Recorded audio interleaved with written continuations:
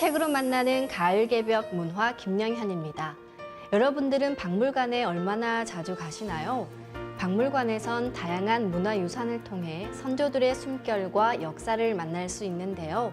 하지만 수많은 유물과 유적들을 보다 보면 시간에 쫓겨 정작 그 속에 담긴 의미를 알기가 쉽지 않습니다.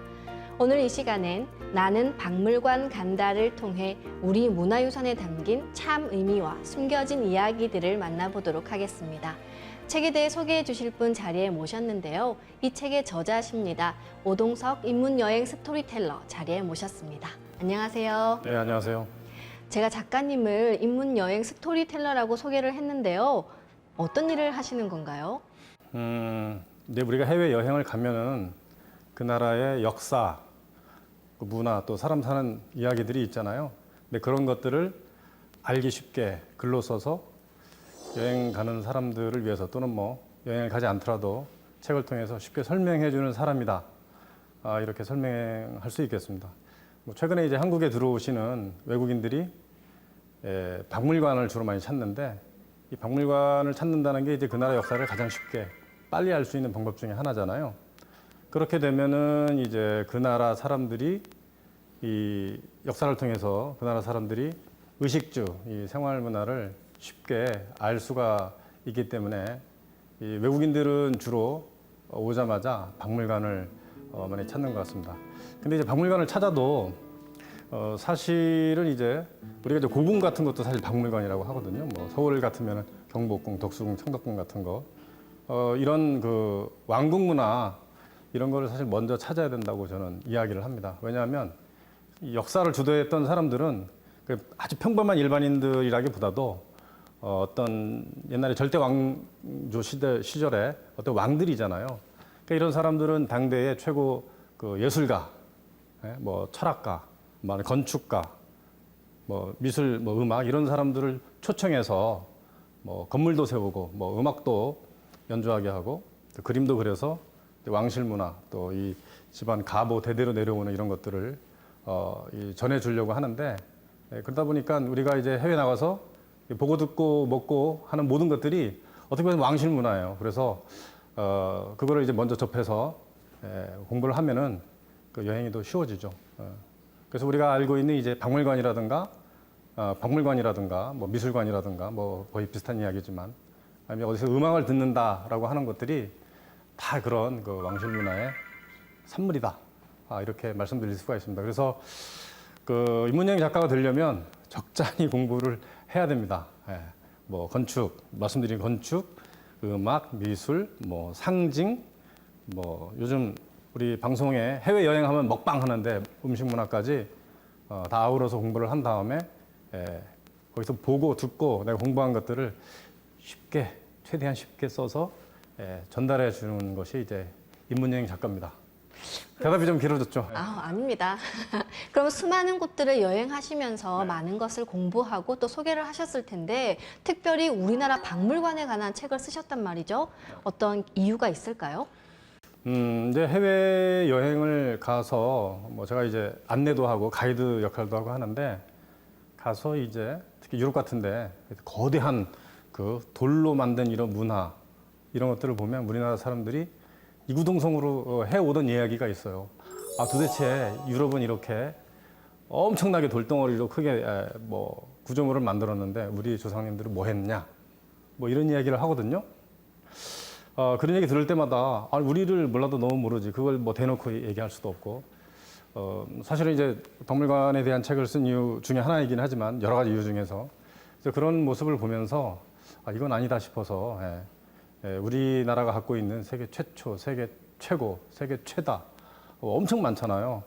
어떻게 보면은 그 세계 최초이고 세계 최고이고 세계 최다라는 것은 그 시원 문화가 우리나라에서 발생했다라는 어떤 개연성을 설명해 줄 수 있다라고 생각했기 때문에 우리나라 박물관에 담겨 있는 유물에 대한 이야기들을 썼습니다. 사실 그래서 이 책 내용에 보면은 우리 박물관에 있는 유물 하나를 가지고 동서양에 퍼져 있는 그 유사한 것들, 우리한테 영향을 받았거나 또 영향을 줬던 이런 것들에 대한 내용들이 이렇게 담겨 있는 것이죠. 네, 저도 이 책을 봤는데 설명도 참 친절하게 잘 해놓으시고 사진도 풍부해서 제가 마치 박물관에 와 있는 듯한 기분이 들더라고요. 네, 책에서 정말 많은 주제를 다루셨는데 그중 첫 번째 주제가 바로 황금왕관입니다. 전 세계에서 황금왕관을 가장 많이 만든 나라가 또 우리나라라고요. 그렇습니다. 이제 사실 뭐 황금으로 되어 있는 이제 왕관들이 많죠. 근데 이제 고대 세계에 황금 왕관 현재 논란이 된 거 빼고 현재 황금 왕관이 12개 있다고 합니다. 고대 황금 왕관이. 그중에 10개가 우리나라에 있는 것이죠. 뭐 신라 7개, 가야 2개, 고구려 하나입니다. 근데 고구려 거는 아직 그 일반인들한테 세상에 내놓지 않고 있는데 그 상명여자대학교 박선희 이 교수님께서 지금 연구를 하고 계시는데 조만간 세상에 나오지 않을까 생각을 합니다. 그리고 이제 그 외국 거, 우리나라 거는 이제 10개인데 외국 거는 이제 하나는 이제 사르마트라고 해서요. 지금 이제 흑해하고 카스피해 사이에 지금 러시아죠. 그쪽에서 주로 활약을 했던 그 기마민족입니다. 거의 고구려인들하고 유사한 복식을 하고 있어요. 막 찰갑 비늘 모양의 물고기 비늘 모양의 찰갑을 입고 환두대두를 차고 그다음에 이제 찰갑 기병이죠. 이제 개마 기병. 말에 그 갑옷을 입었다 그래서 개마 기병인데 그런 모습을 한 그 기마민족 중에 한 부류거든요. 그런 사르마트 왕관이 있는데 거기에 보면은 이제 추상적이지 않고 있는 모습 그대로 올렸어요. 뭐 나무, 사슴 이런 것들을 올려서 상당히 보기 굉장히 편하게 만들어져 있고요. 또 의미도 굉장히 있습니다. 또 하나는 이 아프가니스탄의 틸리아 테페라는 곳이 있습니다. 황금의 언덕이라는 뜻인데 그곳에서 나온 어떤 여사제의 그 금관이죠. 그것까지 합쳐서 이제 12개 전 세계 현재 황금 왕관이다라고 한 12개가 존재하고 있는데 우리나라 10개가 있습니다. 무려. 대단하네요. 정말 엄청난 나라죠. 사실. 네. 이런 간단한 사실조차 모르는 거예요. 예. 우리나라 왕관이 지금 외국의 영향을 받은 것이 아니라 고조선으로부터 계승된 독자적인 형태라는 말씀을 책에서 하셨는데 신라 황금 왕관은 특히 신단수를 또 형상화했다고 해요. 여기에 대해서 좀 설명해 주실까요? 그렇죠. 이제 고조선에서 이제 뻗어 나오잖아요. 고조선에서부터 이제 뭐 북부여, 고구려 해서 이제 그쪽에서부터 뭐 신라 백제까지 딱 그 이 가계도 혈통이 이제 연결이 되는데 당연히 이제 그 문화를 이제 받을 수밖에 없고요. 또 이제 그 위대했던 이제 고조선의 그런 그 후손이다, 자손이다라는 의미에서 실제로 지금 현재 백제 그 금관은 발견돼 있지 않지만 금동관 같은 것들은 지금 많이 발견이 되고 있고 하고 있습니다. 그리고 이제 왜 신단수냐? 고조선이 처음에 그 개국을 할 때 신단수 밑에 내려와서 만들었다라는 이야기부터 시작되잖아요. 특히 이제 사르마트 왕관에 보면 그 신단수 모양 그대로입니다. 나무 모양 그대로거든요. 신단수라는 게 전 세계 각국에 퍼져 있었던 그 공통의 옛날 그 정신문화죠. 없는 데가 없어요. 전 세계 없는 북반구, 남반구 통틀어서 유라시아대 통틀어서 없는 곳이 없는 게 신단수입니다. 뭐 세계수, 뭐 생명수, 뭐 이렇게 하는데 흔히 이제 하늘에 그 광명의 빛을 받는 그런 역할을 한다. 이렇게 얘기하기도 하고요. 또 거기에 신이 깃들여서 마치 신처럼 사람처럼 대화를 하면서 그 신단수를 통해서 하늘의 계시를 받는다 하는 이런 의미도 갖고 있습니다. 그래서 신라금관 같은 경우에는 특별히 이제 옛날에 그 경주를 계림 이렇게 했잖아요. 그 숲, 계림의 숲 거기에서 있는 아주 그 중요한 나무 보통 이제 마을 한 중심이라든가 도시의 한 귀퉁이죠. 거기에 천재를 지내는 그런 장소에 이 신단수를 두고 이렇게 했는데 이런 신단수의 모습이 유럽에서 이제 남아 있는 게 되게 많아요. 되게 많아요. 뭐 간단한 예를 들어서 그 로마의 바티칸 박물관 복도를 걷다 보면은 그 아프가니스탄에서 나온다는 그 귀한 청금석 파란색 그 돌이거든요. 그걸로 만든 모자이크 신단수가 있는데 그게 19세기, 20세기로 넘어가는 그 로마의 그 교황의 그 문장이에요, 문장인데 이렇게 나무가 이렇게 있고 별에서부터 이렇게 빛을 이렇게 받는 그런 모습을 한 그 문장을 한 그 교황이 있는데 그 이외에도 여러 가지 나무로 이렇게 문장을 했죠. 물론 이제 그 집안이 올리브 나무를 생산하는 집안에서 교황이 됐다 그러면 올리브 나무를 문장으로 쓸 수도 있어요. 근데 그 나무로 한 나무를 자신의 문장으로 한 교황들이 많이 있고요. 그리고 이 현재도 매년 5월 1일 날 그 5월주라는 기둥을 세웁니다. 좀 신단수, 우리의 그 소떼하고 거의 비슷한 그 역할을 하는 그 기둥을 세우는데 이거를 마을 한복판에 한 달 동안 세워놔요. 이게 또 다른 모습이 신단수인데요. 이게 그 밑에서 사람들이 이제 춤을 추면서 그 1년 내에 복식이 풍년이 들고 또 그 남녀가 이렇게 짝을 이루는 그런 그 아주 다양한 다채로운 그 행사를 이제 하는 건데, 그래서 이 5월주 나무 아래서 이제 춤을 추는 이제 5월 댄스라는 게 전 세계에서 하죠, 사실은. 기독교 문화인권에서도 하고요. 그래서 영국 같은 경우에는 이제 5월의 여왕도 뽑고 하는 게 이제 거기에서 나온 겁니다. 다 신단수 문화에 그 파생된 것이에요. 그 이외에도 신단수 문화에 대해서 설명할 게 엄청 많습니다. 엄청나게 많아요. 유럽 같은 경우에 이제 그 린덴바움이라 그래서 우리나라로 치면은 그 염주나무죠, 염주나무. 보리수나무로 잘못 해석이 됐는데 염주나무가 유럽 마을 곳곳에 있었기도 했고 있는 것도 있고 해서 신단수와 똑같은 역할을 했습니다. 그래서 밑에서 축제하기도 하고 마치 그 하늘에서 이제 또 신이 내려가서 이렇게 모든 것을 주관을 하기 때문에 법적 나무라 그래서 거기서 법을 집행하기도 하고요. 우리의 그 산왕당 같은 역할도 했고 했던 그런 나무들이 있는 게 신단수죠. 그래서 우리 고구려 때는 그 신단수를 세워서 학교를 만들었잖아요. 경당을 만들어서 이 장가 가기 전까지의 남자들한테 문물을 가르쳤잖아요. 뭐 활쏘기, 뭐 말타기 이런 것들을. 이게 바로 이제 신단수 문화입니다. 그러니까 그 재정일치 사회의 한 그 흔적이라고 할 수도 있겠죠. 왕이라는 게 그 나라의 그 최고 통치자이고 하늘과 이제 소통할 수 있는 이제 어떤 제사장 그 역할을 했기 때문에 당연히 머리에 신단수를 쓰는 거는 어떻게 보면 당연하다 이렇게 싶습니다. 자, 고구려 백제 신라가 고조선의 후예잖아요. 고조선에서부터 시작된 뭐 북부와 고구려, 그다음에 거기서 파생된 그 백제라든가 신라, 그 혈통들이 다 거기서 뻗어 나오지 않습니까? 그래서 이 신단수 밑에 내려와서 고조선을 세운 이 신단수의 후예들답게 당연히 이제 왕관을 만들었을 때 왕관의 위는 그 나무 모양으로 이렇게 올려서 신단수를 형상화했다는 것은 어떻게 보면 당연하다 싶겠습니다. 황금 왕관에는 당시 사람들의 신앙과 우주관이 담겨 있다고 볼 수 있겠네요. 근데 이 황금 왕관이 중앙아시아에서도 발견된다고 하시는 걸 보면 그 당시 상당한 교류가 있었다고 볼 수 있을 텐데, 실제로 고구려에서 말을 타고 이렇게 뒤를 돌아 활을 쏘는 배사법이 중앙아시아 유목민족에서도 발견이 된다면서요? 그렇습니다. 이제 안 발견되는 곳이 없을 정도로 그 유라시아 대륙 끝까지, 그러니까 이제 뭐 대서양까지는 아니더라도 이 지중해 근처까지는 다 발견이 되는 게 이 배사법이죠.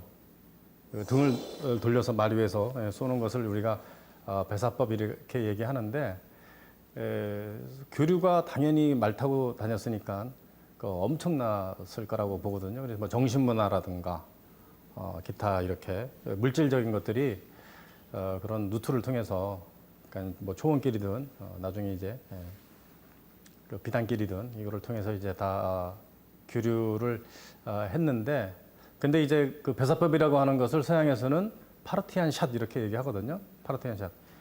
파르티안 샷이 파르티아인들이 쏘는 방법이다라고 해서 나온 건데, 파르티아는 지금의 이란을 고원지대라고 하거든요. 그 지역에 페르시아가 망하고 나와서 차지했던 그 기마 민족이에요.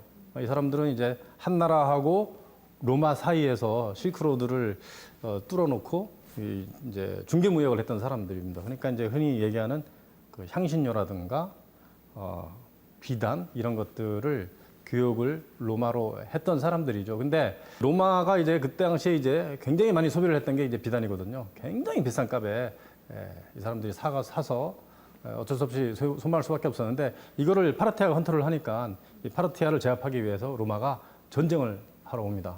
전쟁을 하러. 그 당시엔 그 로마의 삼두 정치 시절이었거든요. 그러니까 시저 폼페이우스 크라수스라는 사람이 있는데 이 시저 폼페이우스는 이 전쟁을 해서 공이 엄청 높아요. 공이 굉장히 많아서 로마인들한테 인기 있는데 이 크라수스라는 사람은 지금으로 치면은 그 약간 그 이 뭐죠 이제 트럼프 같은 사람이에요. 왜냐하면 부동산 부자거든요. 그 당시 그 지중해권 최고 부자라고 하는데 전쟁을 해보지 않은 사람이기 때문에 자기도 시저나 폼페이우스처럼 이렇게 공을 세워보겠다 해서 원로원의 만류에도 불구하고 4만 5천 명의 군사를 끌고 지금의 터키 남쪽 하란이라는 곳에서 전쟁을 합니다. 근데 로마는 보병이잖아요, 보병. 근데 파르티아는 뭡니까? 기병이잖아요, 말 타는 사람. 누가 이기겠습니까? 기병이 당연. 당연히 이기죠. 당연히 이기는데, 그러니까 절대 그 붙어서 안 싸우는 거죠. 그리고 이제 수세에 물리면은 도망가는 척 하는 거예요, 도망가는 척. 도망가는 척 하면서 우리가 이제 청야전술이라고 하는데 도망가는 척 하면서 뭐 우물도 메워버리고 뭐 먹을 거 다 태워버리는 거예요, 여분의 식량. 그러면서 이제 뒤로 돌아서 쏘는 거죠. 그 로마 입장에서는 사실은 맞짱 떠야 되는데 육탄전 하듯이 보병이니까 그거 안 하고 하니까 비겁하다라는 뜻으로 파르티안 샷이라고 그랬어요. 파르티안 샷. 그래서 우리가 이제 빨치산이라는 용어가 있어요. 빨치산이라는 용어 들어봤잖아요. 우리 이제 뭐 지리산 빨치산 하면서 들어봤는데 그게 파르티아인들이 썼던 비겁한 방법이다 해서 나온 거예요. 그래서 그 파르티안 샷이 굉장히 고급 활쏘기 방법인데 제대로 된 이 파르티안 샷을 하려면 등자가 있어야 되는데 이 등자라는 이 발걸이가 예전에는 처음에 천으로 되기도 했고 가죽으로 되기도 했고 나무로 하기도 했고 나무에다 청동을 감기도 했는데 그런데 제대로 된 등자가 이제 고구려에 의해서 개발됐거든요. 그래서 등자에 등이라는 글자 보면 쇠금이 들어가 있습니다. 그러니까 쇠로 만든 등자가 아닌 것은 등자가 아니다. 아니, 쇠로 만든 등자가 아닌 것은 등자가 아니다. 같은 얘기네요. 네, 그렇게 취급했을 것 같아요. 그래서 모용 선비족하고 고구려가 한 100년 동안 전쟁을 하는데 하여튼 뭐 치열했다고 그래요. 뭐 모용 선비족이 고구려 쪽에 뭐 와가지고 뭐 왕의 어머니도 막 이렇게 납치해가고 뭐 이런 일이 있었는데 그런 치열한 전투하는 과정에서 쇠로 된 등자가 서로 개발을 하는데 모용 선비족하고 고구려가 이제 고구려가 좀 앞서 있어요. 그래서 그 등자를 개발하면서 이 찰갑기병이라는 찰갑이라는 게 이 옷에 갑옷을 비닐 물고기 비닐 모양의 찰갑이라고 하거든요. 그 미닐 갑옷이라고도 합니다. 이런 것을 입고 말에도 씌웠어요. 갑옷을. 그리고 나서 이제 중무장을 하는 거죠. 5m 길이의 그 삭이라고 하는 창도 들고요, 활도 하고요, 그다음 칼도 차고요. 그리고 나서 이렇게 그 발에는 이렇게 못신도 신고 이제 다니는 거죠. 그래서 이제 전투를 하는데 그 당대 전 세계를 통틀어서 고구려의 그런 그 찰갑 기병이 최고였다는 거죠. 고구려의 찰갑 기병을 계마무사라고 하나요? 그렇습니다. 이제 말에도 갑옷을 씌웠다고 해서 계마무사 이렇게 얘기하는데 이 계마고원하고도 약간의 유사하기도 합니다. 이제 말이 뛰어노는 뭐 이렇게 고원이다라는 그런 의미도 쓰기도 하는데. 그럼 이 고구려의 계마무사가 최고의 기병이었다는 말씀이시죠? 그렇죠. 예, 왜냐면 이제 전술이 엄청 뛰어났어요. 전술이. 뭐 나중에 또 이제 설명을 할 기회가 있을 것 같은데 이걸 반짝반짝하게 땄거든요.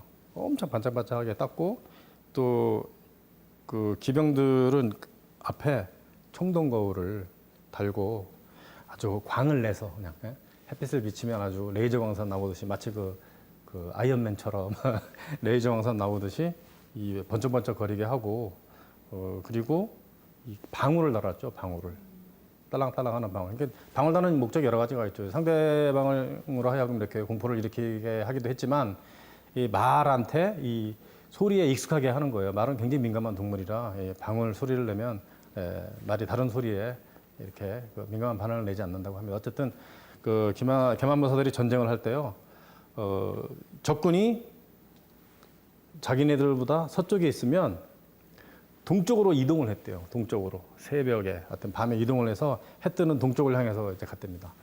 생각을 해보세요. 아주 비치 군단이 오는 거죠. 비치 군단.